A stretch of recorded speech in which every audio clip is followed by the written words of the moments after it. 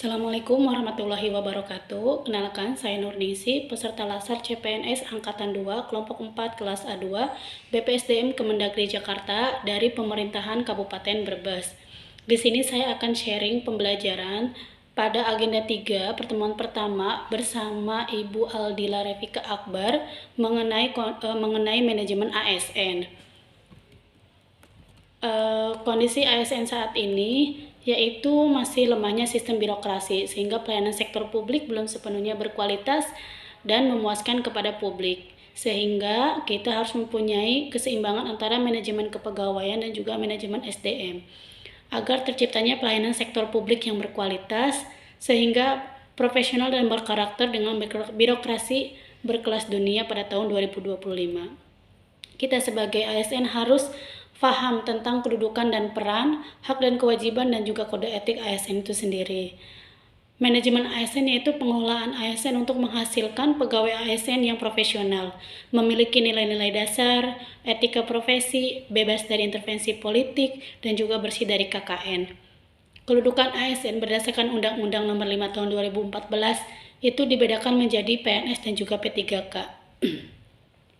PNS adalah warga negara Indonesia yang memenuhi syarat tertentu diangkat sebagai pegawai tetap oleh pejabat pembina kepegawaian untuk menduduki jabatan pemerintahan dan memiliki nomor induk pegawai secara nasional.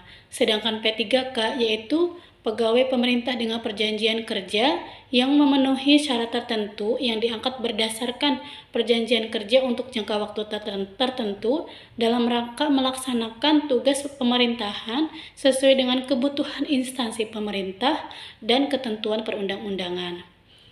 Peran ASN itu sendiri mencakup fungsi ASN dan juga tugas ASN, di mana fungsi ASN itu sebagai pelaksana kebijakan publik, pelayan publik, dan juga perekat dan pemersatu bangsa. Sebagai pelaksana kebijakan publik, kita harus melaksanakan kebijakan yang dibuat oleh pejabat pembina kepegawaian sesuai dengan ketentuan perundang-undangan.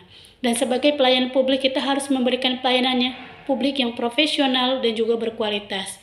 Sebagai perekat dan pemersatu bangsa, kita harus mempererat persatuan dan kesatuan di negara kesatuan Republik Indonesia. Jangan sampai adanya perpecahan. Hak PNS itu sudah tercantum pada pasal 21 Undang-Undang Nomor 5 Tahun 2014 yang meliputi gaji, cuti, jaminan pensiun dan hari tua, pengembangan kompetensi, perlindungan, dan juga tunjangan. Yang membedakan dengan hak P3K yaitu pada poin jaminan pensiun dan juga hari tua. Hak P3K ini sudah tercantum pada pasal 22 Undang-Undang Nomor 5 Tahun 2014. Setelah hak, kita akan membahas tentang kewajiban, di mana kita akan mendapatkan hak setelah kita melaksanakan kewajiban kita sebagai ASN.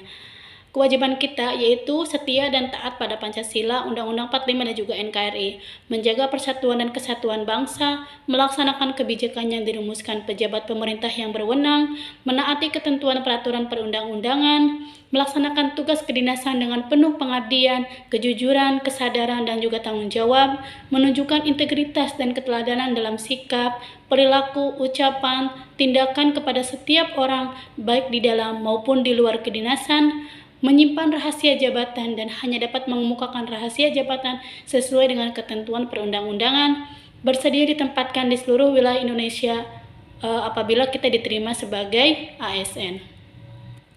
Kemudian selain manajemen ASN, kita juga membahas tentang sistem merit.